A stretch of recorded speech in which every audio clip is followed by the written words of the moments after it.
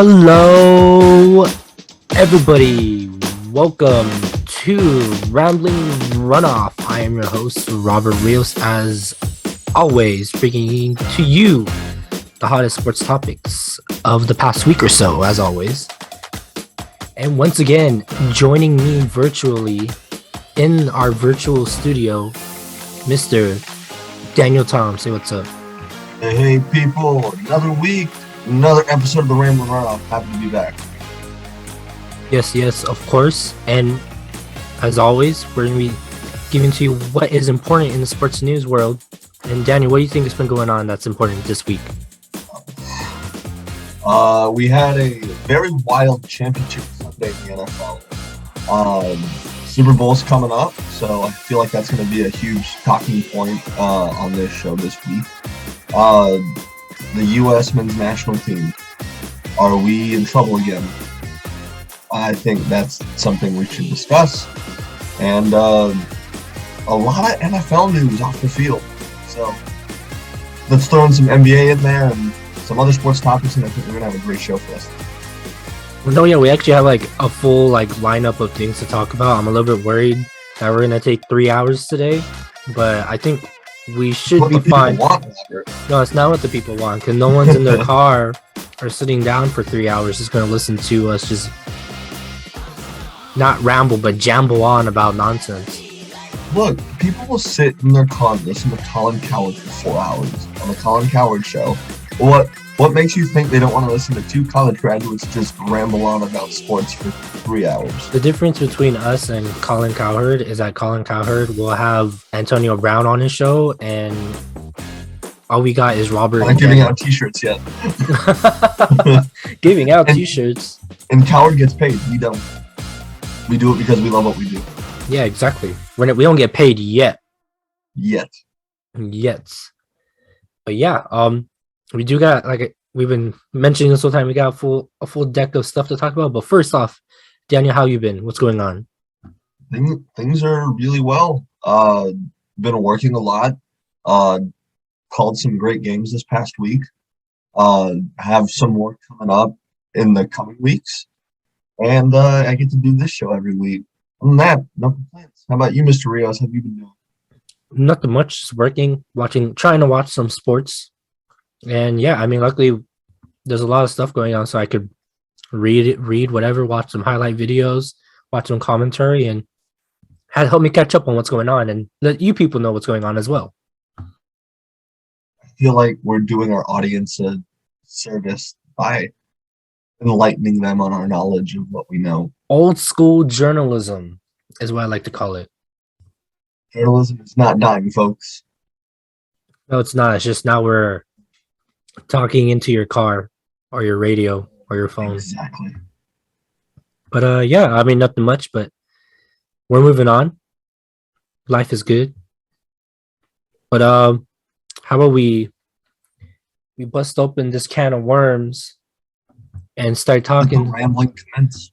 Yeah, let some rambling start going on. You feel me? And we begin. All right. So, of course, the first thing for 3 weeks in a row, the first thing we're going to talk about are the NFL playoffs, and specifically the championship round with the AFC and the NFC rounds going on. And Daniel, I don't know about you, but once again, these games were drunk. 2 weeks in a row. Yeah, 2 weeks in a row. What can I say? I feel like overtime is a lot more special when we get to the postseason. Yeah, just a tad. But, I mean...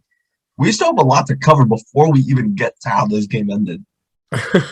I mean, we got to tell the people what happened. So, the two NFC, AFC games came down to the wire. And we're going to talk about the AFC game first, in which the Cincinnati Bengals beat the Kansas City Chiefs 27-24 to win the AFC and go on to the Super Bowl, getting them to the NFL's biggest game for the first time in 33 years. Astonishing, isn't it? If you would have told me back in September the 4-seed Cincinnati Bengals would be a game away from hoisting the Vince Lombardi Trophy, I would have laughed in your face. I would have But laughed in your face too. I would just tell you Joe Burrow's cool, here we but are. I would tell you that Joe Burrow's cool, but like they're not going nowhere. But here we Joe are Burrow's now. always been cool, but you would think in his first real season in the NFL that he can pull this off. Yeah. It's amazing. Oh no, well, I mean they did. So they did something that you wouldn't have even thought they could have in this game, which I think it was the power of those chains he was wearing walking into the stadium that helped them carry it to victory. And also some people were saying that if I would have saw Joe Burrow with his fresh ass look, I would have known they were gonna win too. I'm like, bruh, you guys are stupid. Joey Ice, Joey Burr. But yeah, they had ice in their veins because, well, the game started out greatly for the Chiefs. They were up 21-3 up into late into the second quarter. The Chiefs they got a touchdown on their first 3 possessions of the game, with Mahomes joining Tom Brady in 2014, Joe Flacco in 2012, and Aaron Rodgers in 2010 as the only players with 3 games with 3 or more touchdown passes and a single postseason. You know how you would think when you have a start like this, and the Chiefs have always historically been a good team at home. Yeah. What's Cincinnati going to do in that case when you're when you've scored in your first 3 possessions? Your defense is gassed, so you need your offense to step up. Yeah. But this is only the first half. Still have 30 minutes left of football to play. Yeah, I know. And then people were already tweeting like, "Oh, 13 seconds. That's all it takes." I'm like, stupid. I'm like, we're not gonna get that ending. I wouldn't have even taken it that far because I'm gonna be honest. I had the Chiefs winning this game, and not necessarily in blowout fashion. We both had the Chiefs winning. I had the Chiefs winning in blowout fashion. Unfortunately, sorry everybody, I was wrong. I did tweet though. Numbers never lie, but sometimes the ball doesn't bounce your way. Literally. I just thought the inexperience of the Bengals in the postseason and having to play Kansas City at home would prove to be too much. Yeah. But then again, you have to look at what Buffalo was able to accomplish, even in a losing effort. So, well, yes. But then again, I would say Buffalo is better than Cincinnati. I think all of us thought Buffalo should have been the team playing Kansas City for the AFC title. I mean, yeah, but that's not how the cookie crumbled. So why don't we get back to how this game actually wound up so as I was mentioning, yeah, Mahomes joins 3 other legendary quarterbacks. The half ended 21-10 in as which the Bengals did get onto the board late in that second half. And like I said, yeah, there was that 13-second vibe going around. But before that half ended, I believe the play of the game and the play that changed the momentum happened literally in the last 10 seconds of the game. Do you know what I'm talking about? Yeah. It was a defensive stop to save the game. The Chiefs were what was it, like 3rd and goal, 4th and goal? It was at the 5-yard line. It was 3rd and goal, like the 6. Yeah. And excuse me. Mahomes had to rush out of the pocket because he had 2 or 3. I don't know if there was a blitz package they threw at him. I don't think it was, but he threw the ball out into the flat pretty quickly to the running back or the receiver that was waiting for it. And that backed him up considerably. Yeah. And then they had the 2, I think it was the corner and the safety already waiting for him. And if they wouldn't have made that tackle, I don't think they would have been able to come back. Because what the score would have been 27-28 to 10. I don't think they would have made it back. That's what I'm saying. That was the play of the game that turned the momentum going into the 3rd quarter. I don't want to say it was the play of the game, but I feel like it did give Cincinnati enough momentum to think, look, we have a shot at this. Mm-hmm. Because I feel like a lot of the plays we saw in the second half are up for debate as to whether those are actually the play of the game. No, I mean, yeah, they played well in the rest of the game, but I'm saying is like that was the spark for them to come back because, like I said, it would have been 27-28 to 10. You would have had to scored more touchdowns than them. You would have needed 2 touchdowns and possibly a 2-point conversion. But when your team is led by Joe Burrow, nothing is impossible. But yeah, I mean, going into the second half, it looked like, I mean, it looked more the same. Like in the first 5 minutes, I thought, all right, Kansas City is going to hold on to their pretty decent lead. But of course, that's not what happened, right? You need some kind of drama in the playoffs, Robert. Yeah. You can't make it easy. Mm-hmm. But I don't know what happened. All right, look, I'm not gonna stand here and say that the Chiefs blew it and that the Bengals came back and outright won this game. But it was like apples and oranges for the Chiefs in this game because somehow the Bengals did it.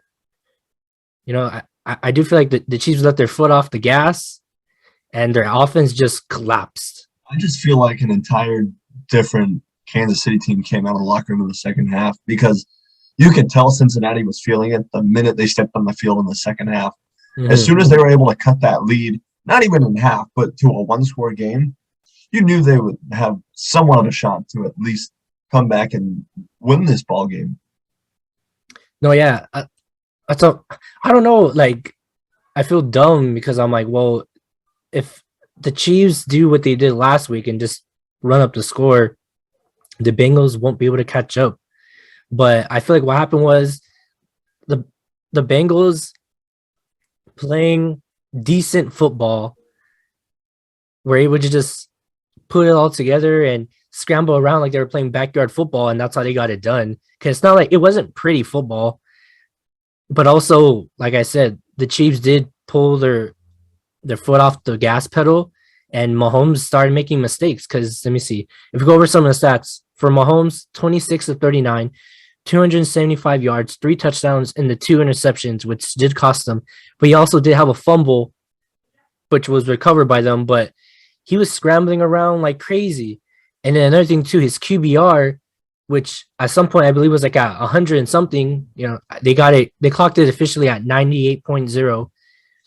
And the second half, including overtime, his QBR went down to 1.4. And the stat that I have, it's the largest gap in a player's QBR by half in the playoffs since QBR tracking began in 2006, on the minimum of 10 attempts each half. I just feel that his offensive line kind of just crumbled because I noticed a lot in the second half. He was running for his life on a lot of those plays. He was scrambling a lot. And don't get me wrong, Patrick Mahomes is great on his feet, but the fact that you have to scramble that much to make a play, it's a testament to what your offensive line couldn't do to protect you, because now you have the entire Cincinnati defense swarming you for the ball, and your defense is probably now getting tired because Joe Burrow and the Bengals are now sustaining drives. Yeah, and I feel like what happened was too, I feel like maybe they were giving Mahomes different looks, and he didn't know how to exactly respond to it, unfortunately. And that's what gave him the advantage, because I feel like Burrow didn't do much to help the team. He had 23 of 38 on passing, 250 yards, 2 touchdowns, and 1 interception. So I mean, you say that's not, he didn't do a lot. Yeah. But a lot of those for itself to what he did in the second half. Mm-hmm. Without some of those third down calls he makes on his own, yeah, I don't think the Bengals are in the ballgame. You think so? Do you not remember? I think it was about 8 or 7 minutes left in the fourth. I think it was like, I don't know if it was a 3rd and 5 or a 3rd and 4. He took it on his feet. If the Chiefs get a stop there, I don't want to say they can milk the clock, but now time is against Cincinnati. So without getting that first down, it's a little bit harder to pull off what they did. Yeah, I know you're talking about. It was third down, right? It was like third. It was like 3rd and 5, 3rd and 4 with like 7 minutes left. I know you're talking about. Yeah. I mean, just quick thinking, and it's just that's why it was so weird to just see Mahomes just kind of like have a meltdown of sorts. Pressure. Yeah, it can't be the pressure, dude. They've been the best team for the past 4 or 5 years. That's why it was just weird, you know. Like it was like we were living in an alternate universe, seeing him like break down. And the thing is that one thing you can appreciate though is even with how this game ended, Mahomes never quit. No, yeah. I mean, he was doing what he could, and I feel like both teams had contributing players. I mean, I have stats here. I would like to say, is that cool? Go for it. So like Joe for Mixon. yeah, Joe Mixon, 21 carries, 88 yards. McKinnon, 12 carries, 25 yards. Was Trey Higgins? Trey Higgins. Six receptions, 103 yards. Travis Kelce, 10 receptions, 95 yards, and the one touchdown. I don't know why I blacked out. But yeah, so I feel like both teams had contributing factors into the game, but I'm not saying it's Mahomes' fault that they lost. It was just very odd to just see the. It was very odd to see him not play well. Honestly, though, I feel like this is the competition they needed. Not saying the Bills weren't good competition. It was just the Bengals were up to the challenge to challenge the AFC's best. Mm-hmm. They did just that. I mean, if you're a great team, you could do what the Bengals did. They erased an 18-point deficit, which it ties an AFC title game record for the largest comeback. I honestly think the momentum of them beating another number one seed kind of carried over. Mm-hmm. Also on the leg of McPherson. Oh, well, of course, yeah. I mean, I think special teams has been the deciding factor in a majority of these football games the past 2 weeks. Am I right or not? God bless special teams. I hope these kickers get a raise. Maybe. Oh, come on. You've kicked 2 field goals to send your team into the Super Bowl. Pearson deserves a raise. Probably. I mean, he probably does get a raise. He probably gets a bonus for whatever. Like, oh, if you hit a game tying or game winning field goal, here's your bonus. So now that the Bengals have erased their 18-point deficit, we're now having a 3-point lead. But the Chiefs aren't going away without fight. So Butker nails his 44-yard field goal. Yeah, it's time expiring in regulation. And did you notice that roar of the crowd when the referee said Kansas City had won the toss? Oh yeah, because they thought it was going to be over. They thought, all right, they thought they already won the game and they hadn't even started overtime yet. Easy money, as Kobe used to say. However, 13 seconds into overtime. No, you're joking. It was not 13 seconds. Don't 13 lie. Seconds it was not 13 seconds. The interception was thrown with 14:47 on the overtime clock. Oh. And ironically, leading up to the game, Kansas City held billboards around Kansas City displaying that it only takes 13 seconds. Oh boy. So, in a way, it could not have been 13 seconds. It was I'm not saying that you're wrong, but I don't believe it was 13 seconds because it was the third play of the drive. It was the third. No, you don't have to put it up right now. We're in time constraints, sir. I mean, if you want to go for it, but I'm pulling it up. Go for it. I'm just saying that even if it was 13 seconds, I don't believe it because it was the third play of the drive. And I don't know. I mean, not that I wasn't paying attention to the clock. It's just that how that whole thing transpired just doesn't make any sense. And there's no way it was 13 seconds. You're joking me, bro. 13 seconds into overtime. I have it right here. Bro. 14:47 on the clock. Bruh. Like I said during the game, you get numbers never lie, but sometimes the ball does not bounce your way. And that's what happened literally in this game. And looked like the football gods were on the side of Cincinnati. Well, yeah, the receiver could have caught the ball. It just bounced off his hand awkwardly and bounced into the defender's hand. And it was like, I know when I saw that happen, I was like, oh no. This is not happening right now, is it? I was So like, 13 seconds in overtime the week prior, they get a touchdown. Not the touchdown, but the drive continues to eventually score the winning touchdown to knock out Josh Allen and Buffalo. yeah, 13 seconds into overtime in the AFC Championship game, the tide is now turned. bro. Now you're giving the ball back to Burrow and the Bengals for a chance to now stop your 3-decade-long streak. Oh man, And Joe Burrow, the magician he is, I know. leading the Bengals down the field into field goal range. Getting the ball to the kicker spot, sprawling onto the ground towards the middle white lines. I find it hilarious. He's done this like 3 times where he had to like jump to the chalk line so the kicker can have a good spot. And yeah, At least he didn't have to clock it like Matthew Stafford did. I guess so. But then again, I'm pretty sure their kicker probably automatic as well. I mean, he is automatic. And they set him up. McPherson sends the Bengals to the Super Bowl for the first time in 33 years. And there you go. I mean, would you say Von Bell set them up? Because he intercepted the ball. Love it. Love it. But yeah, the Cincinnati Bengals pulled off, I guess you could say, a very rare upset in the NFL, and will be going to the Super Bowl. We actually have the changing of the guard this year in the league's biggest game. No Tom Brady, no Patrick Mahomes, no Aaron Rodgers, no I'm not going to spoil it yet. Hey, we're not there yet. Hey, we're not there yet, bro. Well, no, we're gonna get there. Unless you want to transition into it already. I mean, is there anything else you want to like? I'm really excited to see Burrow and the Bengals try and accomplish the unthinkable. Mm-hmm. But there's still one other game we got to get to.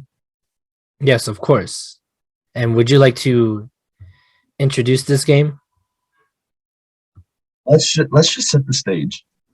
SoFi Stadium on Championship Sunday. You're playing your biggest rival from the north with a spot in the Super Bowl on the line.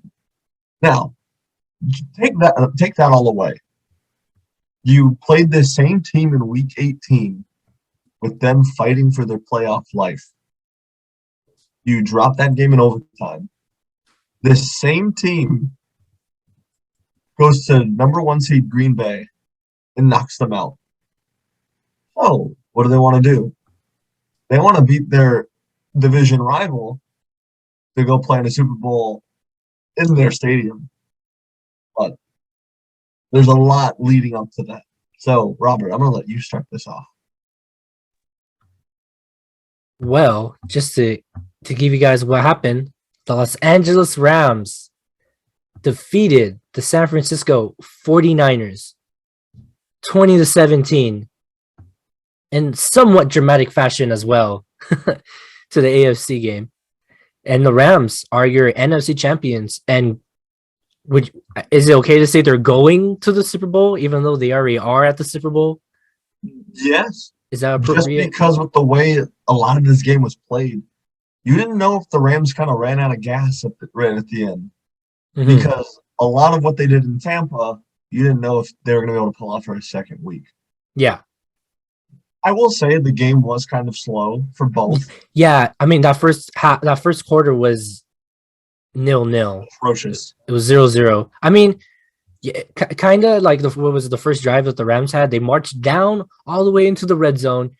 I'm pretty sure everyone would have thought that they were going to score because they did it so easily, and they ate up like 5 minutes of the clock just for the ball to get tipped and intercepted in the end zone. Like, what a waste. Honestly, like, that's been a problem for Matthew Stafford all year. Just whenever you think, okay, we're going to be okay, it's a short pass, like, should be easy money for Higbee or Cooper Kupp. But yeah, you throw it into double coverage and the ball gets tipped up in the air. Now it's a 50-50 ball. Who's going to come up with it first?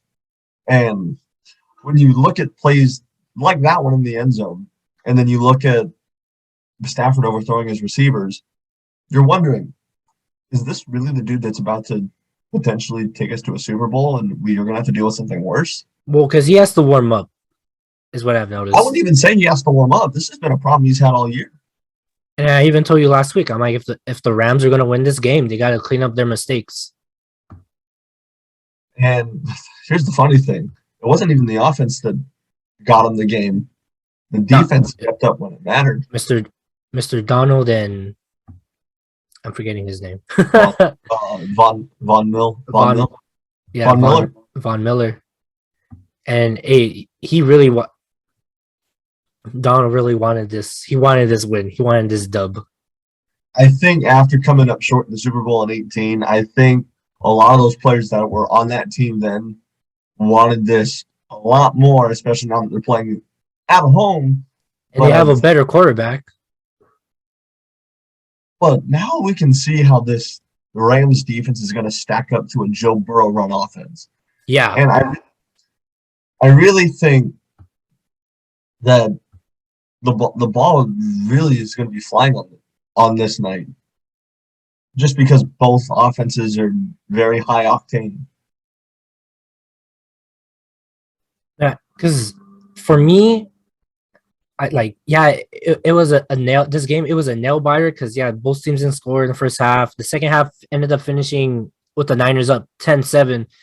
So I was like, all right, either A, we're gonna get another field goal finish, or this game's the roof is gonna get blown off the place with someone just like grabbing it by the throat. Which surprisingly, neither. Well, yes and no, but I mean, I thought it was gonna be a blowout with one team. I didn't think it was gonna be a blowout. I figured one team was gonna end up pulling away in the second half just because of how this game has turned out during the regular season. I mean, then again, I also got my pick wrong in this game. Did you have San Fran winning? Yes. In blowout fashion? No, but I had them winning. But I was saying in general, as neutral, whoever was coming, I thought in the second half, a team would come out and blow them out in dramatic fashion, which didn't happen. Honestly, with the way San Fran played against Green Bay, I didn't know if San Fran could establish that kind of dominance for an entire football game. And I didn't think the Rams were going to make too much noise. I figured they would get a score late to try and make it interesting. But you had two quarterbacks who were slinging the ball most of the night and had receivers open. Just a lot of them weren't making plays, and defense really stepped up when they needed to. Mm-hmm. Like if Jimmy gets one of those balls off within that final drive, I don't think we're in the same position we are now. I think San Fran at least has a shot at the end zone. No, I thought so too. It's just that I did notice that I want to say just Garoppolo, but the Niners themselves were just struggling to generate any type of offense. I'm like, dude, they're like, it was a close game, but it wasn't like the Rams were tearing them to shreds. It's just that the Niners just weren't capitalizing on anything like big opportunities. Yeah, like I don't even say they were even getting opportunities. It's like, are you guys gonna do something? Like are you guys gonna move the ball? Like, what is your guys' strategy here? Like, you can't just keep giving the ball to Deebo Samuel and what's his name, Michelle, the running back. Sonny Michel of the Rams. Oh, my bad. Wait. So yeah, Sonny Michel plays for the Rams. And then there's Mitchell for the Niners, no? Or am I tripping? Yes. All right, there you go, Mitchell. So I was getting confused, but you can't keep giving the ball to Mitchell and hoping for something amazing and hoping that Garoppolo pulls something out of his ass. Okay, he's not that type of quarterback. Like, I don't know. I feel like Jimmy got nervous late in the game when it came to his play calling. Yeah, because he was holding on to the ball for a little bit too long. I'm like, dude, do something. Like, you guys aren't doing much at all, and the Rams are opening the door for you. Like, you guys could still win this game. Like, look at Garoppolo's stats: 16 of 30, 232 yards, 2 TDs, and the 1 interception. For Stafford, 31 of 45, 337 yards, 2 TDs, and the 1 interception earlier on in the game. So I could see, obviously, their stat numbers are totally different because, like I said, the Niners were trying to run the ball a little bit more, and they were trying to do different stuff than the Rams, but it just wasn't working out. And I don't know, I guess their game plan didn't go to plan, I guess, It just I don't even know what I can say about this game. About the Niners? Well, because I want to say they played sloppy. It's just they didn't. I feel like they were ill prepared, or at least their initial plan was not foolproof as they thought it was. And the Rams defense just took advantage. And whenever the Rams defense was not playing up to par, the Niners didn't take advantage as well. It led to a great game. Because most of the scoring happened in the second and the fourth quarter. That third quarter was like a dud because only the Niners scored a touchdown, and that was it. That's what I'm saying. Like, I feel like the game for the Niners could have been won in the third quarter. It's just they didn't do much. They didn't allow for a full. They didn't play a full game. Yeah, there we go. That's what. Thank you. Because then the Rams came back in the fourth and went 13 unanswered to win it.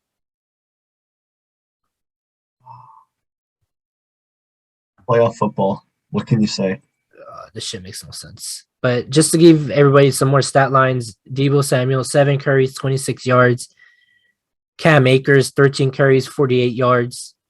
And then also for receiving, Deebo Samuel, 4 receptions, 72 yards, 1 touchdown. And the man, the myth, the legend, Cooper Kupp, 11 receptions, 142 yards, and 2 TDs, which includes the game-winning touchdown. Well, not. Can we say game-winning touchdown? Technically, it was the game winner. Yeah, I guess so. Oh well, the field goal did put them ahead. Yeah. Without that touchdown, where game-changing touchdown. How about that? Because even I feel like after that touchdown, you're like, all right, how the Niners going to respond? How are they going to respond? You gotta feel for that. You gotta feel for that San Fran DB who dropped the potential game-sealing INT. How do you say this fool's name? Jaquiski Tart. Jaquiski Tart dropped a potential game-sealing interception in the fourth. I want to say game-sealing, but there was like 6-7 minutes left in the game. But the Rams had no timeouts. Yeah, because they tried challenging that one. They challenged 2 calls and lost both challenges. They tried challenging an alleged fumble, which was not a fumble. Because on the replay, he was already down, and then he let go of the ball, which I thought was a very not smart decision, to say in a nice way. Come like, there's like 5 minutes left in this game or whatever, and you're challenging with 1 timeout left. Why would you gamble? Like, that was he has very big. That's Sean McVay for you, I guess, but that could have ended not very well. If the like I said, if the Niners would have won the game, if the Niners were more consistent with their play style, that would have bit them in the ass. Think about it. Oh, I believe you. I just think he took a gamble and hoped it would pay off. I don't know. I didn't think that was a very smart decision on his behalf, even though they did win, because that could have played very, very deadly and costly for the team. Because then the story would have been like, well, you guys had the ball with like 2 minutes left and you only had 1 and you had no timeouts. What were you going to do? I mean, then again, Stafford did march down the team with less time than that, but it's a different day and a different game. So anything could have happened. Exactly. But yeah, because they went into overtime, correct? After that game didn't go to OT. Oh, it didn't go to OT. I'm tripping out then. Look, see, I was thinking it went into OT because it was such a tight game. I think we're just so used to OT in the. I'm just used to OT now. Every game goes in overtime now. Sorry, everybody. But now we have a very intriguing Super Bowl. I mean, yes, we do. I mean, you want to finish the outcome of this game real quick? We're getting ahead of ourselves now. I think we're just excited. You're excited. Yeah, I guess so. I'm thinking all the games are going to overtime, and you want the Super Bowl to go into overtime. So Hart drops the potential game sealer in the fourth. So now you're going to give the Rams the ball back later on in the drive because now your defense has to step up and make sure they get a stop on Jimmy, which they do. They do because they were. The Rams get the ball back and they give it right back to San Fran. But you get a field goal by Matt Gay to give yourself a 3-point lead. So now Garoppolo and the Niners have one more chance to at least either tie the game or take the lead. And they had time. What? They had like a little over a minute. And a little over a minute, 2 timeouts, and the clock was really their friend at this point. Mm-hmm. It was what, a third down? I think it was like 3rd and 4. Yeah, it was like it was 3rd and 4, and Garoppolo did what he was been doing all game, and also to give credit, the Rams did what got them to this game. Have their defensive star rush the hell out of the lineman and get to the quarterback. Is that not true? That is true. Because think about it. What did they do to the Cardinals? What happened in that game? Rush Kyler Murray. And what happened to Kyler Murray? What did he do? Kyler Murray decides to yeet the ball up into the air. And what happened? Pick 6. What happened in this play? Not necessarily did Jimmy G yeet the ball, but he figured a receiver was right there and tried to swing it to him. And well, he also had, I believe, Aaron Donald in his face, and he's like, Aaron Donald was right in his face. So eat the ball up into the air, tried to shuffle the ball out. And guess what happened? And what happened? Picked off of his receiver, and that was it. Game over. Yeah. That was it. Same thing that happened in that game against the Cardinals. Basically, they did what they've been doing all postseason long, and that's what got them to the promised land. And Donald knew it. He was holding up the ring finger, like, "Yo, we getting a ring." Hopefully, ring me. And with that game-winning play, the Rams snapped a 6-game losing streak to the divisional rivals and punched their golden ticket to the Super Bowl, where now we'll move on, where they will now face the Cincinnati Bengals on February 13th at SoFi Stadium. The Super Bowl will be at 3:30 p.m. Pacific Standard Time on NBC. February 13th. So, Daniel, as I mentioned off the show, don't spoil nothing. Don't say nothing yet. No. But do you think this will be a good game? With what we got just leading up to the Super Bowl, I really do think we're in for a really good game. Mm-hmm. This will not be like the 2018 Super Bowl between the Rams and the Patriots. That game was a dud. That's what I'm worried about. I'm not a Ram hater. I just don't like watching bad games with bad Super Bowls. No, I bad really Super Bowl halftime shows. I think these two teams are matched up really well. I think we're going to be in for a treat. Yeah, I would just say one storyline I would like to point out is that we get the young blood, Joe Burrow, against the vet.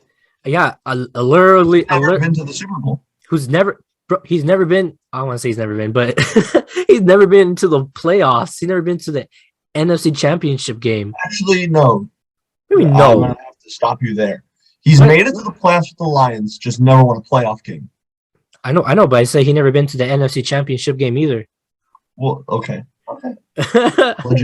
He's never been on a good team as well. Can we say that? Yes. Yeah. So you gotta feel for Jared Goff though. No, because not really. You give up Jared Goff for Stafford. Goff now goes to a piss poor franchise, and Stafford is now living it up. Whoa! Jared Goff is in Spain without the S. He's in pain, but yeah, the Super Bowl. Whenever you're listening to this, is on. What did I say? February 13th.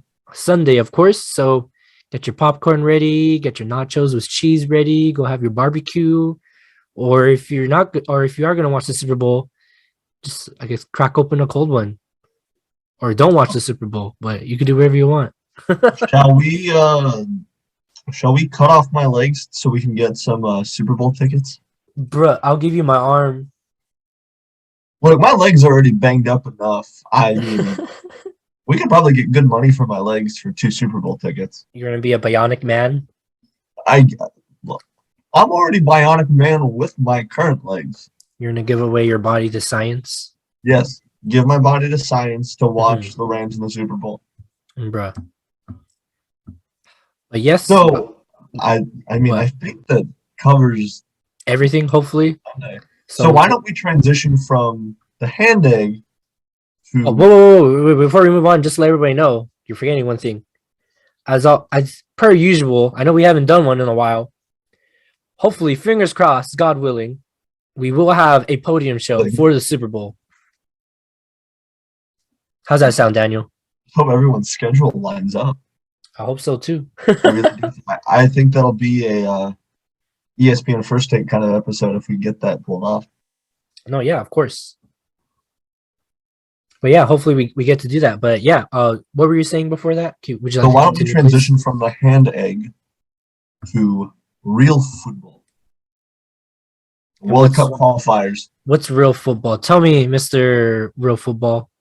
In other cultures, soccer, more commonly known in America, is called football or football in other countries. And this is coming from the non-soccer person. So wow, you learned that over the weekend or something? We're trying here. We're trying to be a little more resourceful in these kind of segments. You're trying to be more inclusive in your sports Rolodex. I guess you can put it that way. Bruh. You're like, I've always had soccer. Yeah, it's the one all the way in the back. Look, I've only done a handful of soccer games in my life, so cut me a little bit of slack here. Yeah, all of them, or 9 out of 10 times you were forced to go. Look, we've been to a Galaxy game together. That was the one time you were actually prepared and willing to go to it. Well, that's because we had a friend who worked for the Star Squad and there's free tickets. How do you say no to that? Well, yeah, so I'm saying you wanted to go. You're like, all right, I'll go to this. Other times, like, man, I have to work. They're making me work this. And I get to see a whole different side of my co-host. Yeah, there you go. But yes, some world football or soccer, as it's known here in the United States of soccer. USA, we call it soccer. I don't care. But yes, unfortunately, if you've been following our Instagram, there was a tragedy that occurred over the past weekend. Well, just to clarify, the U.S. they've struggled in their first 2 games of qualifying this recent cycle, and if depending on when you're listening to this podcast, they need to get 3 points versus Honduras if they have not already. So just to give more description, in the first game versus El Salvador, in Columbus, they were victorious 1-0 with the Anthony Robinson Mr. Jedi goal in the 52nd minute. The lineup, however, did feature Jesus Ferreira up front, who had 2 chances to score but didn't, and Jossie Zardes came in to clean up for him later in for the game. So, Daniel, just to tell you why I'm saying they struggled the first 2 games, even though I'm saying they won this game, is because, well, they were playing in a bottom table El Salvador team, and they were hoping that playing in Columbus in frigid weather would help the team decimate them, but it did not happen because the team struggled to score in the first half. They had this weird lineup with which most people didn't really expect, and they still played somewhat poorly. The only saving factor from this game is that they were able to get all 3 points. And I know you said you were able to see the highlights, so are you able to concur with my statement? I just feel like there's a lot that the men's national team has to clean up if they want at least a shot to qualify for the World Cup. Obviously, watching the highlights, you can see where some of the issues are. They struggle on the attack. I don't feel like there's a complete offensive game plan. And obviously, to qualify for something like this, you need to have a sound game plan. And honestly, I don't see that from this bunch right now. Yeah. So whatever you're saying is what everybody else is saying. Like I'll literally put on a podcast to hear what all the, I guess I could say, the pundits and Right. former players are saying. And yeah, a lot of people from the first game were like, you didn't, they won the game, but still, like, But that's like everybody who like follows a team religiously. yeah, Like, for example, if I'm gonna say that about the Lakers, like, yeah, we may have won, but there's so much we need to fucking fix. no, yeah. I mean, that's true. No, it's No, not. I think it's definitely true. It's more obvious in soccer because you are. I mean, yeah, like how you would say, like you're just running around kicking a ball. Like, yeah, that's true. They are running around kicking a ball. It's just, do you guys look stupid when you're kicking the ball, or are you guys actually like Putting in work at practice. yeah? Are you guys making putting in work? Are you when you guys going out onto the field to play a game? Are you guys putting that work ethic from practice onto the field? Because like I want to say they were threatening because I said Ferreira had those two chances, which the one, oh man, that second goal should have been in the back of the net, wide open somewhat. He just kicked it with the wrong foot, in my opinion. And yeah, I mean, if Robinson doesn't score that goal, that game ends 0-0. And we leave with 1 point. Like, what the hell? Against El Salvador. In which we tried playing a game in cold weather so we could freak them out. And look what happened. They fought for every ball. And I don't even think El Salvador had any chances until like the last 10 minutes to score. But yeah, I mean, a win's a win. And I mean, they did what they had to do, but it was still a very sluggish win, in my opinion. So let me ask you this. Even with, I'm trying to think how I want to phrase this question. It's coming. So while the El Salvador game was kind of scary, we generated plenty of threats, but couldn't finish. Yeah, Do you think that's kind of like a foregone conclusion of that's how this kind of qualifying stage might finish for this team? that's how it's been for this whole entire stage, this whole entire qualifying stage. Because I haven't even said his name yet, but Christian Pulisic, he's threatening by name. Right now, he's very threatening by name. But right now for the US, when he hits the field, I have to agree with the analyst here. It is somewhat predictable. He likes to cut inside, run down the field, and blow by defenders. But if everyone's kind of caught on, and spoiler alert, in the next game, the other team that they played caught onto it very quickly, and every time he got the ball, it just tackled the shit out of him. And unfortunately, even when he got into one-on-one situations, he failed to do anything with the ball. And it's like, what is going on? And then I feel like we figured out our midfield with, here, let me see. I got this before I screw up their names. Musa, Adams, and McKennie. I believe that's what I wrote down. Where are you guys at? No, that's what I have here too.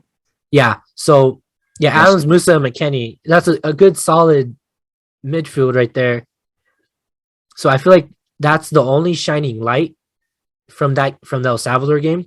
Everyone was kind of really digging it because they know how to move the ball. They play pretty aggressive. They know how to, I guess you could say bug or hassle defenders. And yeah, I mean, that's what we've been needing. But in the second game, which I'm going to get to right now, against Canada, That second game. that was, I don't know what the hell that was, man. So Look, before I let you continue, you know what? No, actually, continue first, and then I will kind of I was just going to say, yeah, transition the question. they just to close off those Salvador, they won the game, but they couldn't generate anything that looked really threatening. Once again, Pulisic struggled. Adams, Musa, McKennie, the only shining light. And the team needs more, is what I would say before the Canada game. Because, yep, on Sunday, they went up against Canada in Hamilton, Ontario, and they were defeated 2-0. And I believe that's the first time Canada has defeated the US in World Cup qualifying since I believe 1980. So it's been a hot minute. You're seeing a lot of long-time streaks kind of get snapped here. Yeah, just a tad. But yeah, this team, same problems against El Salvador. I just get the ball, pass it around. Like the team didn't look like they were completely there against Canada. Yeah, like they look lost. Like you say, there are missing pieces. I didn't see much. I wouldn't say there's missing pieces. It's just these guys don't know how to play with each other, or at least they're not being directed to play well. In which that would be coaching. Would you say they're stuck on like only one like style of play, like the coach's style of play, and not try and play on their own? I want to say yes and no. I think it just depends on the players, because you'll have like Serginho Dest, who plays like on the side, on the wing by the touchline. On the side. I'm trying to explain to you. By the sideline, and he was doing well. He was going 1v1 with defenders, just moving the ball around like how he should. But then you'll get someone like, I'm not trying to say he's a bad player, like Sebastian Legit, who he's a holding midfielder, so he'll get the ball, see if the correct play is open, and if not, he'll just pass the ball back, and we'll just go in a big ass circle. I'm trying to think here. So it's I wouldn't say, I don't know what it is. It's just it's something that the team that I feel like it's still, how do I say it? We have way better players than we did when we didn't qualify in 2018. Right. The only thing is now we're having trouble gelling, and it's like the one lingering problem they've had since not qualifying is being able to gel and become a cohesive unit, because it's still hurting them today. So let me. I don't want to like completely jump off track, but go for it. Go. So you know how like in American football, where offensive coordinators have like scripted plays they run for like certain in-game situations. Yes. No. Oh, I thought you were gonna say. Okay, that was like a statement question, but that was a statement question. No. So yes and no. So do you think a lot of like the men's national teams like game planning is kind of scripted just based off of what? I think it's very strategic, and a lot of the pundits are saying that the head coaching staff is overthinking what they're doing. Got it. So yes, there are somewhat not scripted plays, which you see more on free kicks and corners. That's why you see everybody run around in certain directions. Yeah. But in the run of play, when they're just kicking the ball around, like yes and no. There is a game plan, but it's not like, oh, you're gonna do this and this, and I'm gonna give it to you. Like, yeah, you're gonna be like, okay, if we can drag defender A and B to our guy, there will be a section of the field open in which our offensive attacker will be open in that section, and our person with the ball has to get it to him in that exact spot, in that exact moment. So it all kind of has to play out, and that's why soccer is 90 minutes. That's why they play up the full 90 minutes. That's why the clock never stops, because you're just trying to find what you can do in the allotted time, basically, if that makes any sense. And I mean, to get back to the game, it's kind of like the U.S. is doing that, except when they make mistakes, like how they did in this game, it shoots them in their foot. They shoot themselves in their foot, because then it's like, all right, you guys you're playing your own game, but you're still allowing the other team to get into their own game. So it's like, what's the point? Because like early on, they had a mistake in the backfield. Matt Turner, who was in goal, kicks the ball up to midfield. The U.S. loses the ball. Canada's in transition, and Kyle Larin in the 7th minute makes them pay. And I mean, I could say that Greg Berhalter, this was part of his plan, just holding on to the ball, kicking the ball up, putting it into the box, hoping for that's the problem though, hoping for something to happen, which is what usually the U.S. style of play is, just being aggressive with the ball, putting it in threatening positions. And, it's been noted that Greg loves his toe tap goals. So yeah, they've been trying to do. But it's on the other side as well. When they're playing defense, it's just they're just. I don't even want to say it's their defense. It's just, they let things slip by too easily because the U.S. had tons of possession, tons of scoring opportunities. Canada can't even say that. No possession and not a lot of scoring opportunities. But that's the whole point of soccer. It's not about just holding on to the ball. It's about what you do with it. And that's what Canada did. Every time the U.S. made a mistake, they made them pay. And yeah, these guys, they played like crap. It was... what you got? Let's take these 2 games. A win against El Salvador and a loss to Canada. At the time of this recording, they haven't played yet against Honduras yet. Yes. At the time of this recording, they haven't played against Honduras. Give me your keys to the game to how the U.S. can be successful. Well, for one, I think they need to fix their lineup. I think Ricardo Pepi needs to start. I know he's had a slow run of play at his club team, but I think this would be a good time for him to play, considering he came in as a sub in this Canada game. But I mean, they could have scored to tie it up at least and maybe get an extra time winning goal.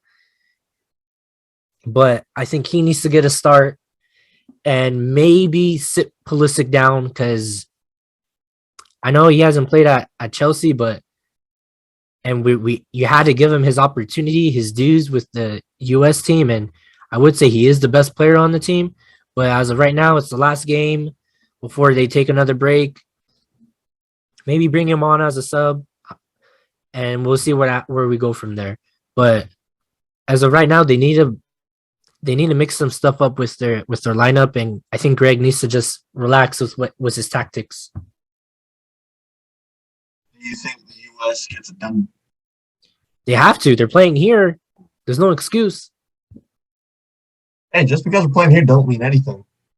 Well, historically, the U.S. has played better at home than away, which you saw in the highlights, of course.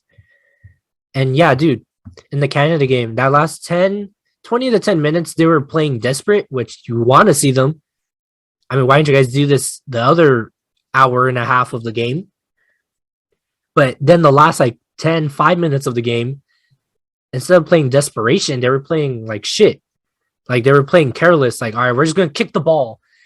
And then it doesn't help either that they used up all their subs and then they had to play with 10 men on the field for a little bit, or I think the rest of the game actually, because they ran all the subs. So you're playing 10v11 and it's like, oh man, it went from bad to worse. And it did because they gave away the ball in midfield, and how you see this, whose name? Milan Borjan made them pay with that second goal, sealing the deal. I don't know. It's just very odd. And I know you love this man. Mr. Stephen A. Smith even brought it up on his very own talk show, Stephen A's World, just to talk to Taylor Twelve and be like, hey, man, I don't even know anything about soccer, but when I hear that the U.S. is losing, I got to check it out. And what else blows everybody else's mind is that Greg Berhalter, the head coach of the U.S. men's national team, in his press conference said this was a dominating. What was I telling you before we recorded? A dominating performance by the U.S. In a loss. What the hell? Even Stephen A. Smith was like, what is this guy talking about? Like, we lost and you're saying we played well? Like, bro. Because I think he was just trying to cover up for the players, but also it's a team effort. Although you're not playing, you're the one that picked these guys. You're the one that's telling them what to do. So it's like, oh man, I don't know, man. They need to. I feel like they need to show more of a fight because everyone's saying that these guys are soft, and I kind of agree with them because I was noticing they were going down, and I remember you were telling me the other day that you're like, dang, I don't recognize any of these guys. Well, yeah, you don't watch soccer, but also, yeah. All those older guys, Tim Howard, Landon Donovan, Clint Dempsey, Carlos Bocanegra, all those guys are gone. But I did notice something And I guess I mean I'm not gonna say that like those guys were like rough as they come, and they would like take every tackle and get back up. But I am noticing some differences where they're like those US teams were fighting not just for the game, but also for relevancy in the soccer landscape. And right now we kind of have relevancy with our players because we have a lot of good players playing in top tier teams, not just in Europe, but just in general. And they're just not gelling and they're not playing to where we think they should be.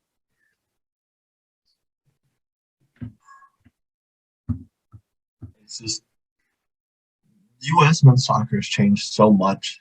I mean, I'm saying that as a person who doesn't really watch soccer. I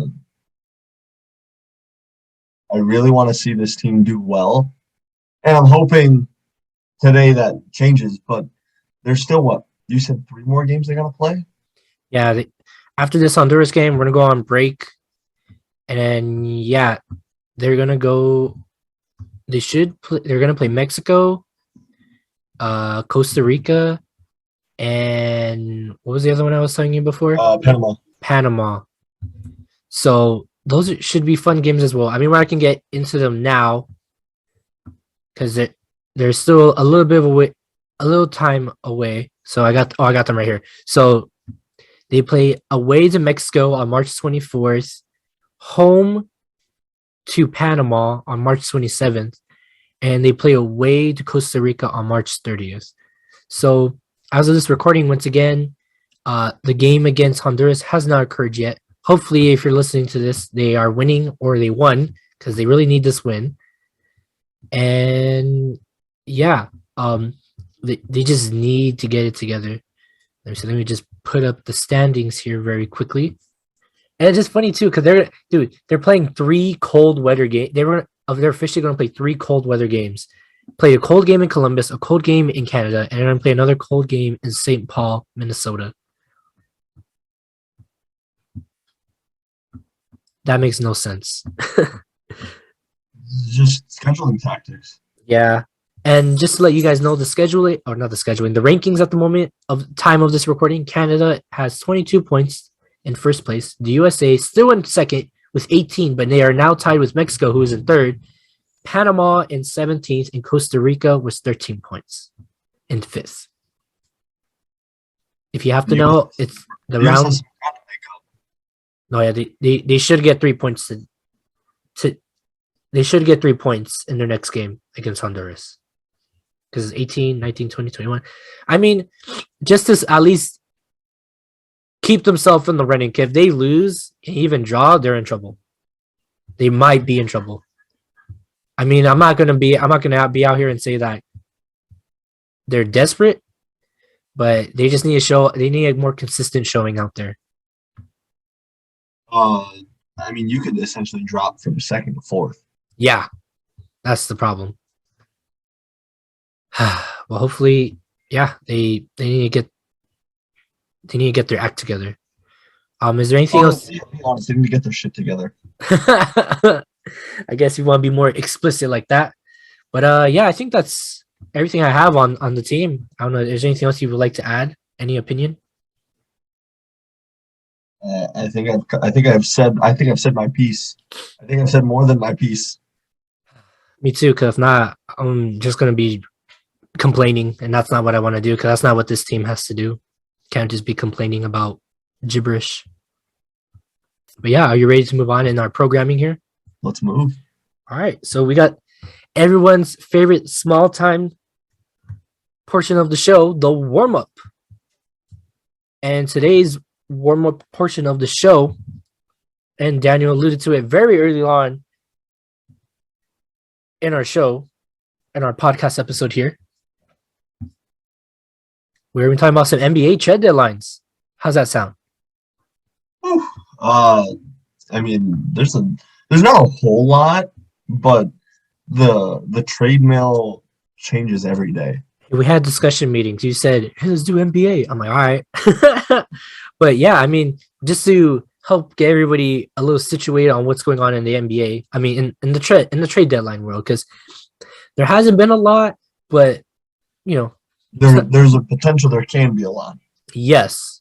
It's just everyone's kind of holding their cards close to their chest, I believe.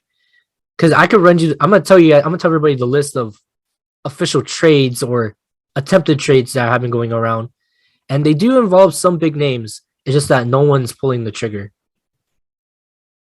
Does that sound like a good enough explanation? I feel like that's a good start. I feel like it's a good start. Yeah. So to kick off the 2022 trade situation, the Cleveland Cavaliers turned to the trade market to help replace their point guard Ricky Rubio, and they acquired the veteran point guard Rajon Rondo from the Los Angeles Lakers, which happened not so long ago. I mean, I do and I don't like this trade because I've said multiple times in the past, not on the show, but speaking with general public, Rondo does have his down performances, but when you get into the playoffs, who's the guy that you're looking at? Playoff Rondo, right? Playoff Rondo and regular season Rondo are two different Rondos. Exactly. So that's why it's a double-edged sword where it could hurt you, but it could also hurt the other guys. But I guess at the time right now, the Lakers are struggling, and they just need to get rid of him. Well, I feel like the Lakers have so many other issues that we have no time to discuss. I mean, I guess to go team to team, sort of. Yeah, the Lakers struggling. Have they gotten Davis back?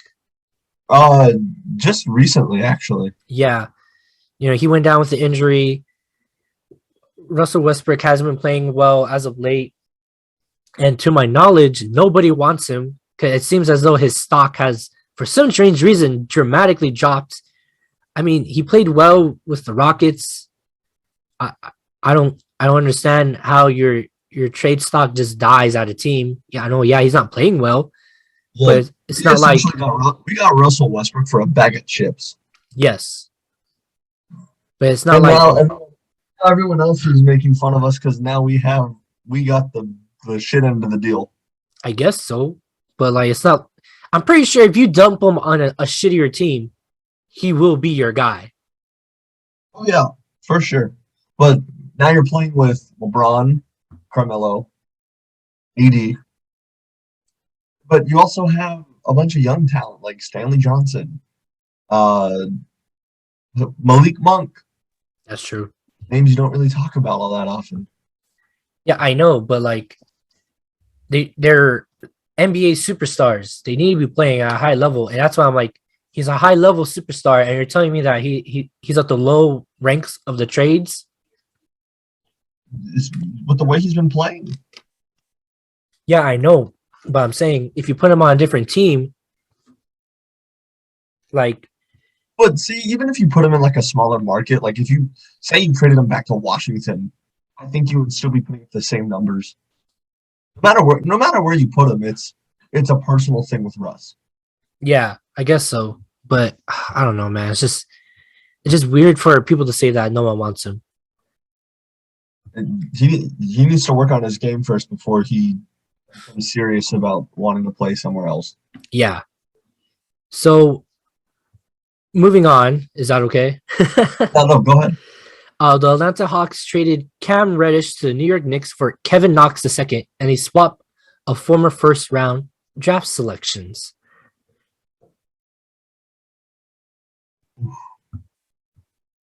Oof.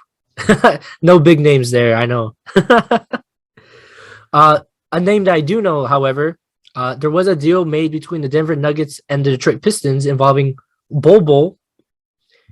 It was voided after the Pistons didn't pass Bol and his physical with the team, which led Bol eventually being traded to the Boston Celtics after undergoing surgery. I've never liked trades where you have to trade a guy and he gets surgery right after, because I always think that's so stupid. I mean, then again, I guess you want a guy and hope that he's well prepared and not ill prepared to play for your team. What's your opinion on that? I mean, I remember watching Bol kind of coming up in the league. And Man. I don't even know how I want to explain this. Oh, man. Yeah, come back to it. Come back to it. I just stared into your soul for a second. You're like, know. oh wait. But yeah, I mean, we're just running through some of the trades. I mean, if you have an opinion on it, go for it. I mean, shoot it. The Sacramento Kings, one of the most aggressive teams in the trade market right now, once had an eager suitor for Ben Simmons, but have ended their pursuit of a deal with Philadelphia, and I guess they're turning elsewhere. There has been no confirmation on who they're looking for specifically, but I'd like to assume it's a big name, or instead of giving that big name person big name money, they're going to divide it up and maybe do some money ball strategy and see what they can do with whatever money they got. Because I wouldn't say Sacramento is a big money team. Good amount of money that comes back in a return.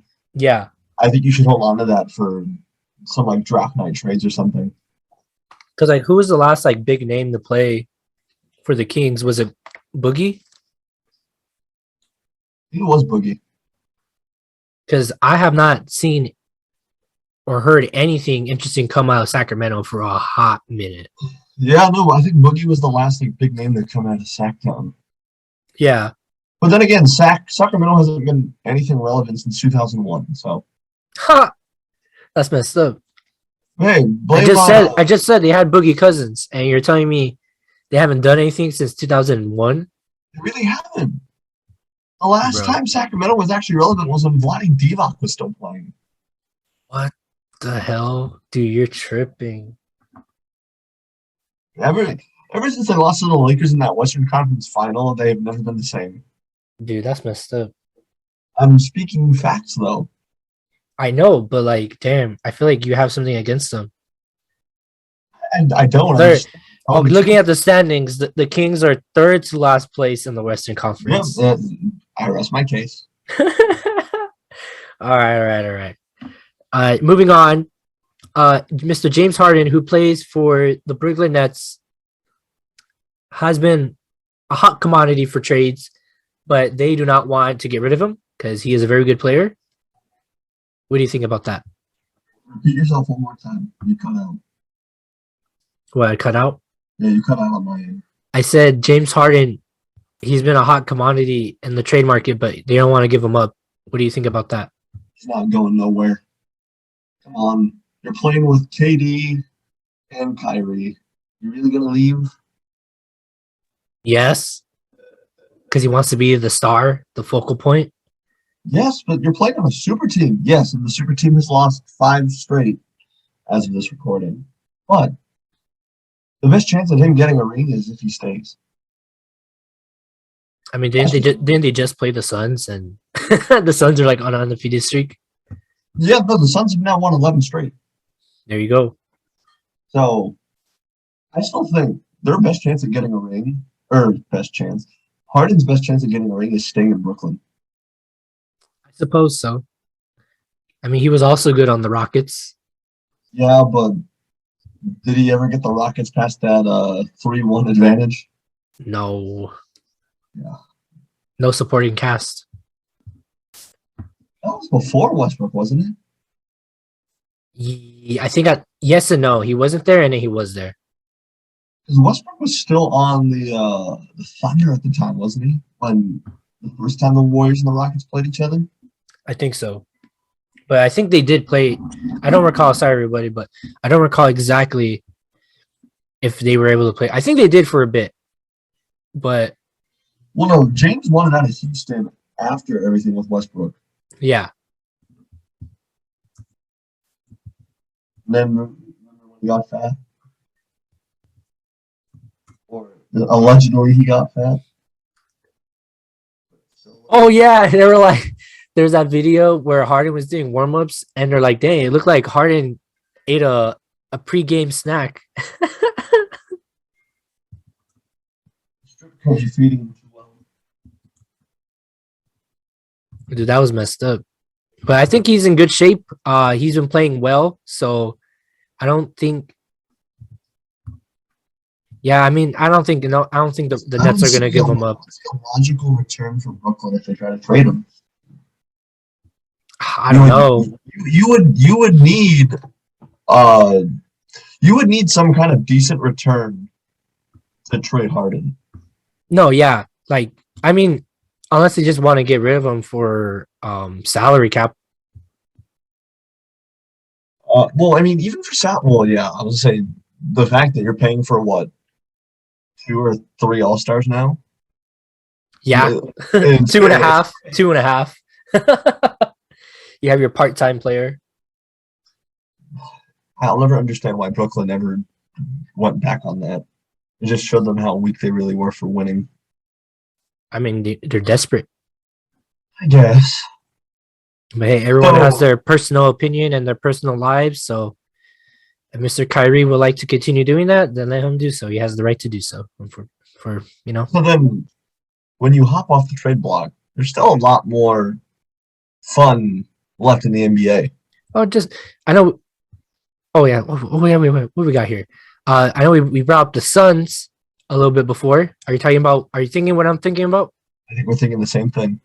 So there is also the All-Star game coming up on February 20th, just as a heads up, in Cleveland.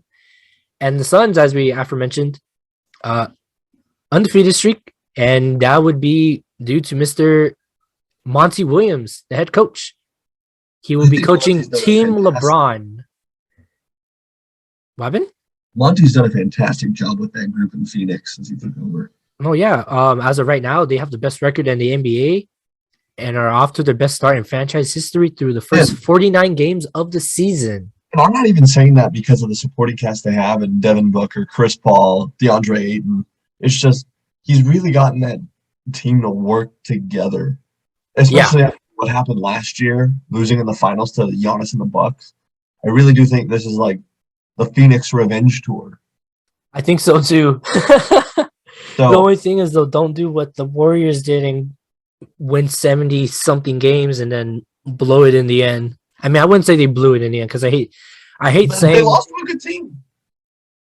Yeah, they did. I hate saying blowing it because like there's people in the world that would say, they won all these games, but what was the point? Okay, they didn't win the championship, but like, did you guys win almost all your games? No. Like, a 73-win season is rare as it comes.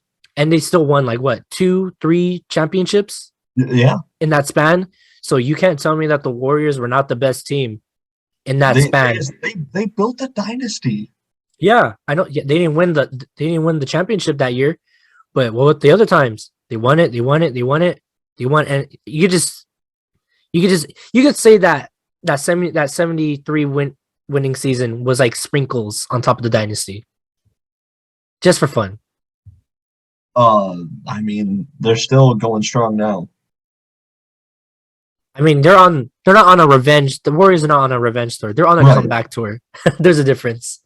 The revenge tour is like Ariana Grande, who's like ultra popular right now, and the Warriors are like the Backstreet Boys, who were like very popular like a couple years ago, but now they're just trying to get noticed again. What else can you really talk about when it comes to like the All-Star game? Well, I just hope it's entertaining because sometimes these are duds. So you know what? Let's go back to what it was like in both 2020 and 2021. Do you like that target score format? I mean, yeah, it's cool. I mean, it just helps sums up the game a little bit more quicker, so it's not just a slam dunk fest for free. I kind of like the old format of the All-Star game. I wish they never changed it. I mean, I watch more of the dunk contests, so yeah, I will agree. I feel like everyone watches like Rising Stars. Oh, not that. The hell are you talking? Dude, I love the Rising Stars challenge, bruh. That's where Luka Doncic made his name known, bruh. I mean, people watch Rising Stars, the slam dunk contest, the skills challenge, 3-point contest. Oh, the 3-point contest is cool. The celebrity games are somewhat interesting. It just no, the celebrity game is no fun. No, I feel like they're no fun to watch, but it's funny to see the actual like entertaining moments where it's like someone you don't think that knows how to play basketball actually knows how to play basketball. So like you'll get like Migos or freaking Remember when Mr. Justin Bieber played in the celebrity game? Yeah, that was funny. Or you'll get like Mr. Beast, the YouTuber, Stephen A. Smith is the coach. bruh. Didn't you win?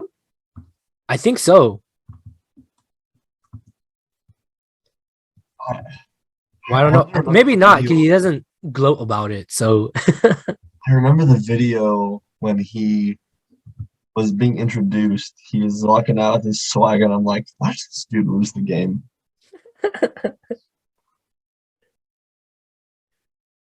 I mean, yeah, I mean, the All-Star games are entertaining and all. So if you like watching the All-Star games and seeing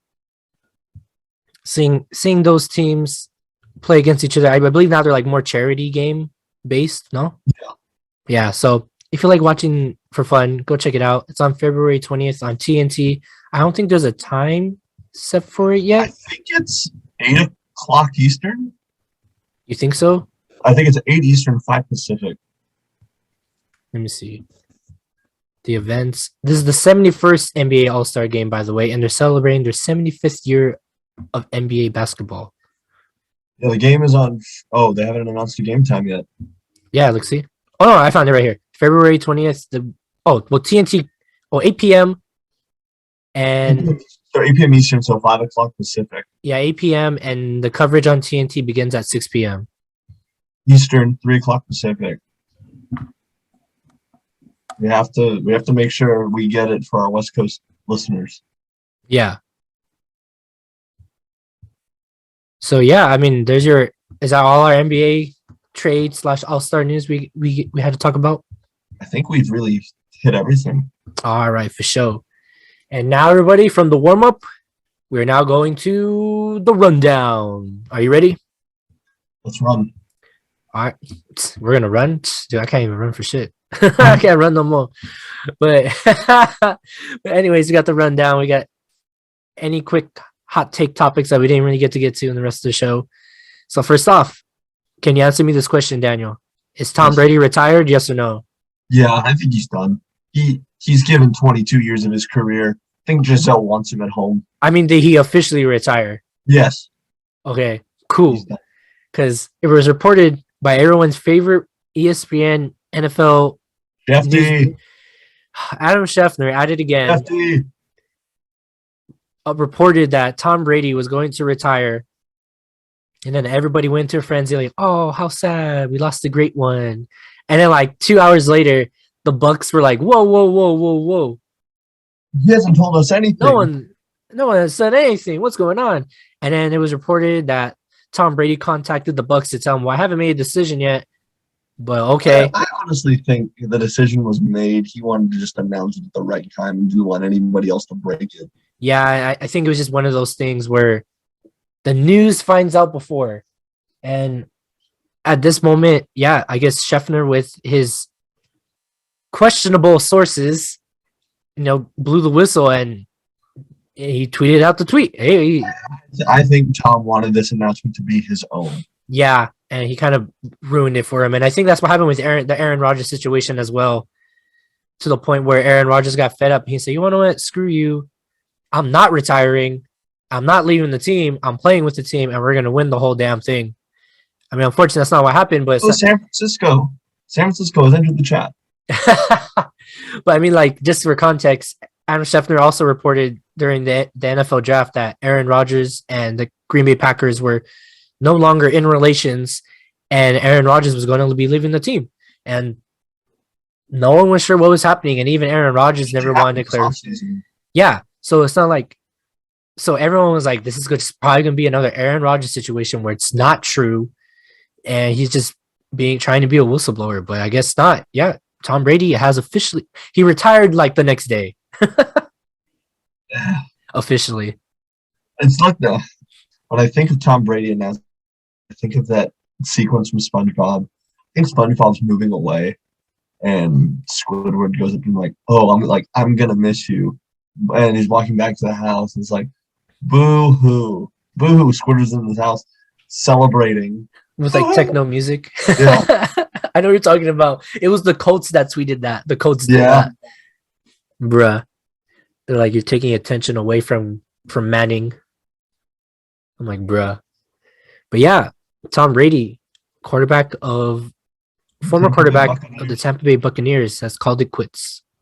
Is he like 41, 42, 40? 42. Dang, that's crazy. Because even people were reporting that he was going to retire at the end of next season. No, Father Time was on the clock for a while. I think even before he went to Tampa, he was on the clock. Yeah. But I mean, good on for him. I mean, of course, I didn't like it when he won because I like a different team. Luckily, my team beat his team when my team won the Super Bowl, so it's all good in the hood. But your team is also not looking for a new head coach. We could talk about that later. Speaking of coaches in the NFL, we're not done with the NFL yet. Josh McDaniels was hired as the Raiders' new head coach. What do you think about that, Daniel? I honestly wish they would have given Bisaccia the head job. I feel like their interim. How to give you that Snoop Dogg? I feel like he should have been given at least a chance. Yeah. But McDaniels comes from a background of a strong offensive mind. Of winning? And, well, I guess. But this was also a post-Brady era. Yeah. So you also have to think about what the Raiders have stocked up and what they have with Derek Carr.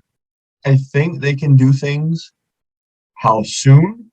I don't know. But I do think the Raiders feel like they found their guy. Yeah. I mean, hey, if they could get Mac Jones to the playoffs, I think they could pull something out, you know? Yes, but then again, Mac Jones is a very different quarterback than Derek Carr. Yeah, I know, but I think Derek Carr is a better quarterback than Mac Jones. Very true. I mean, even though they both got eliminated in the first round, but I think you're right. I mean, there are very big differences. So I think I would give the edge to Derek Carr in that offense and succeeding. You got to look at it from both sides. Derek Carr is the more experienced quarterback of the two, but yeah, obviously Mac Jones is going to get a little more attention because of who he's been with. Mm-hmm.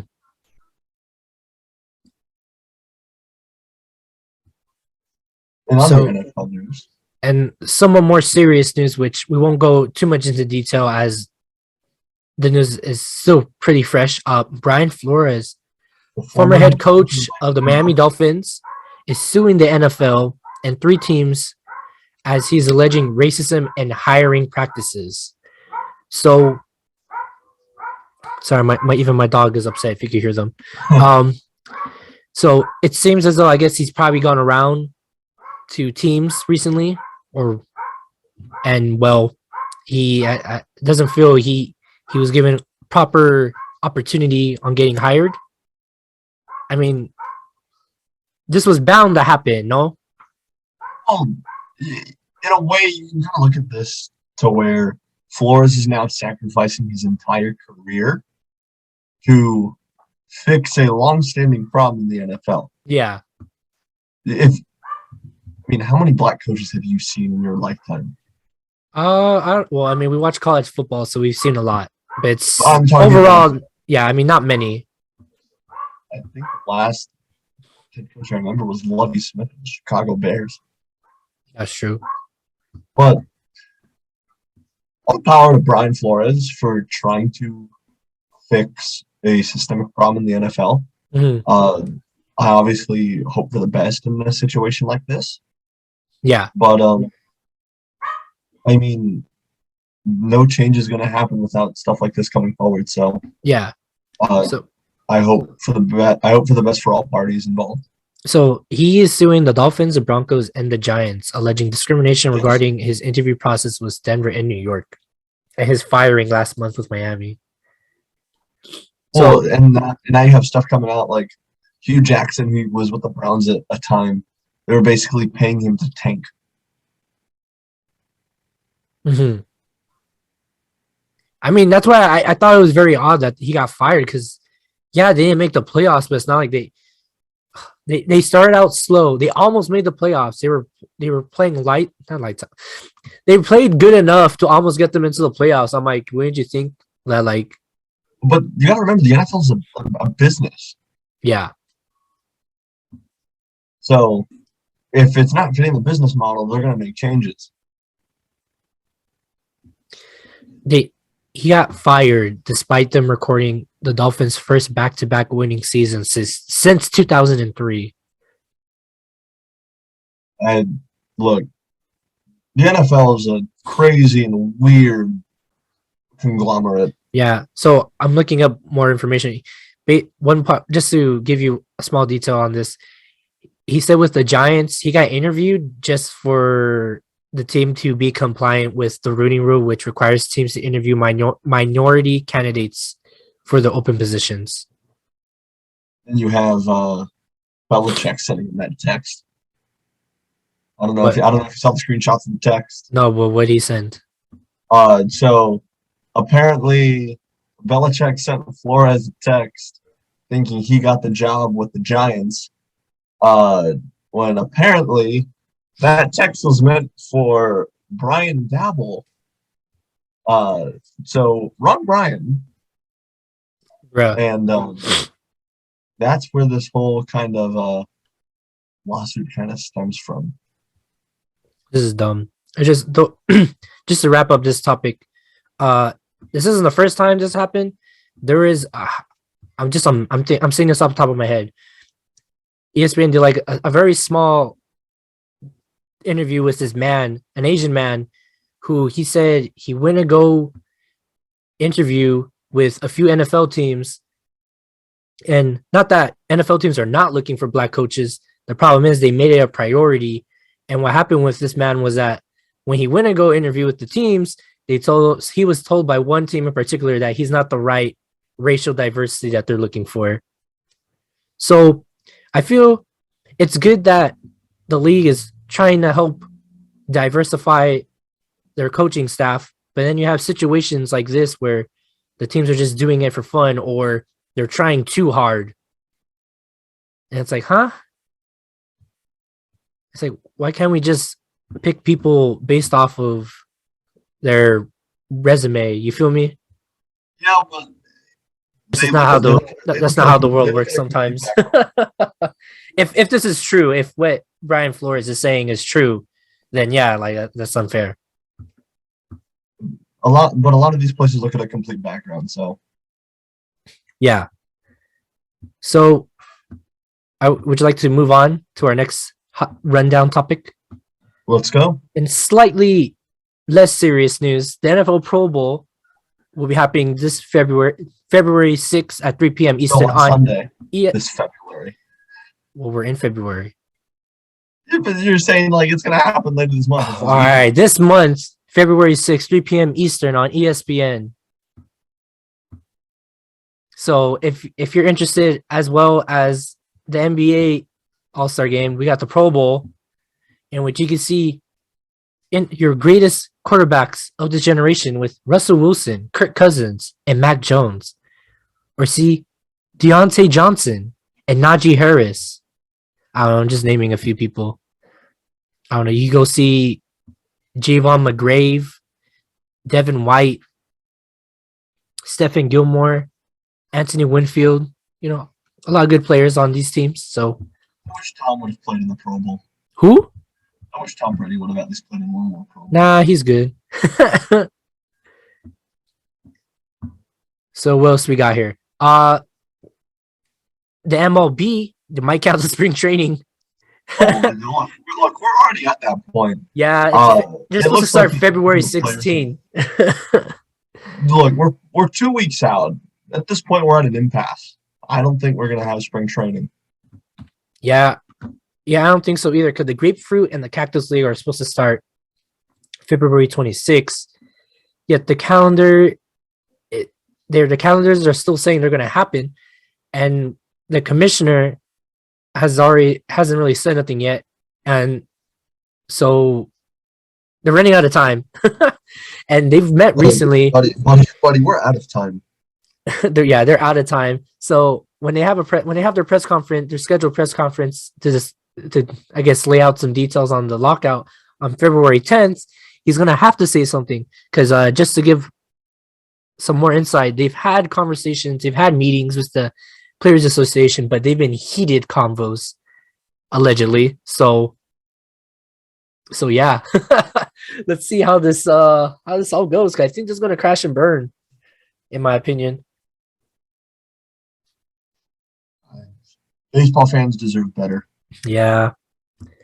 Moving on, and some more soccer, but women's really quick. The NWSL just had a CBA, their first ever CBA meeting. They will now be having free agency and getting paid more, higher salaries. How's that sound, Daniel? Power. No, it's not even equal. What happened? You're cutting out. You're not close enough to your mic.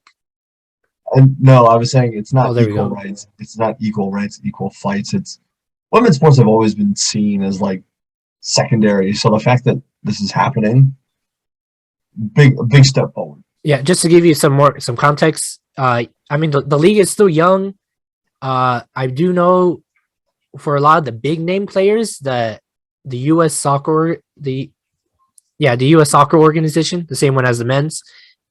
For the women's, they were paying some of their salaries, like just to keep them afloat. But I believe that deal is about to end, so I believe this is one of the reasons why they had to do this. But yeah, I mean, this is cool. I mean, at least there's not going into a lockout like other leagues are. You feel me? At least they're willing to talk to each other and work out these things. Yeah. Another news: the Beijing Winter Olympics start February 4th to February 20th. Daniel, what's your favorite Winter Olympic sport? I really love the ski slalom and the snowboarding and hockey. Same. Dude, the hockey is pretty cool. I like watching the luge. I don't know, I just like them going fast. And the speed skating. Speed skating is pretty cool. And then I guess you could say the biathlon where like they shoot the gun and then they race. But you know what I'm talking about? You know what's not talked about enough? What? Figure skating. What the hell are you talking about? That's like one of the most popular ones. Yeah, but we wouldn't talk about it on here. Maybe we will. So everyone, check out the Olympics because they're going to be very interesting this year. Also, to update you on what happened in the Royal Rumble, Brock Lesnar won the men's Royal Rumble, and Ronda Rousey, making her WWE return, won the Royal Rumble as well, the women's Rumble. How's that sound, Daniel? Ronda Rousey back in WWE, going to WrestleMania. Wait, what? Well, no, Rousey returning about time.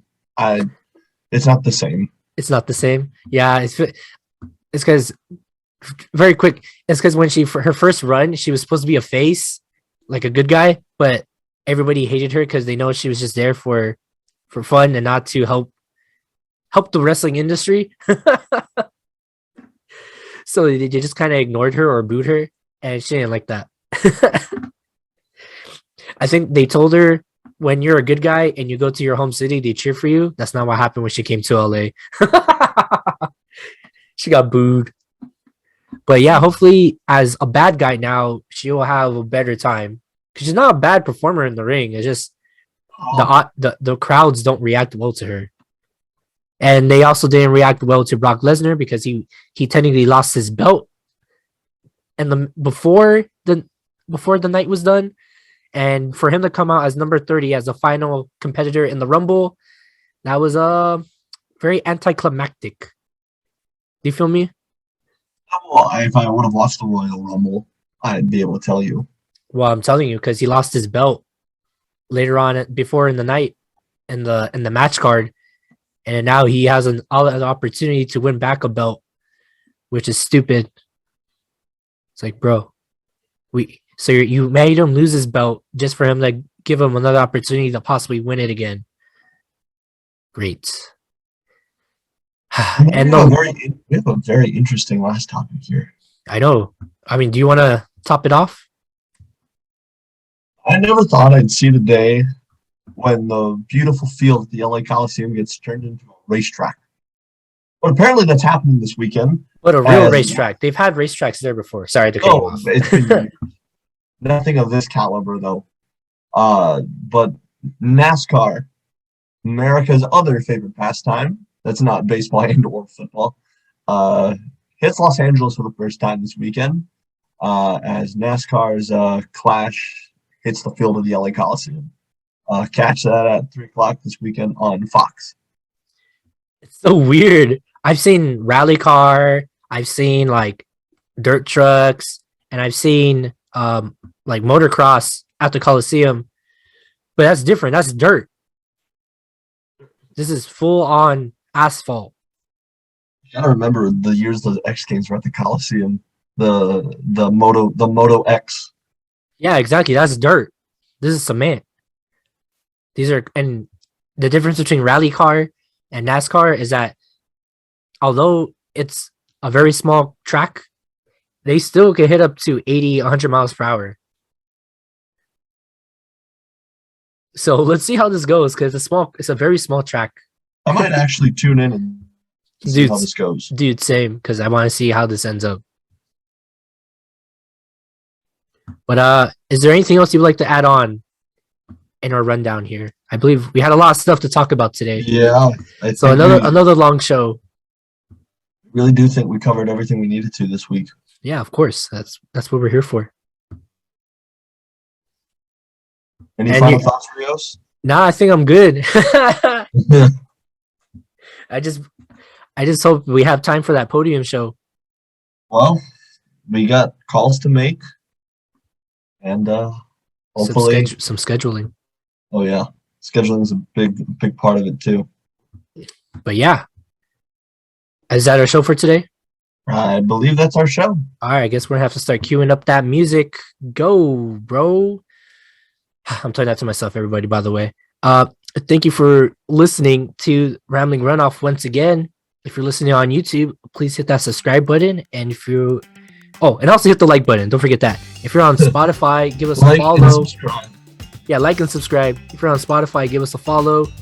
Apple Music or Apple Podcasts, whatever they're calling it right now. Thank you for listening. If you're on Anchor, thank you for listening. If you're that person that's listening on Overcast, which I think just got purchased by another company, thank you for listening as well.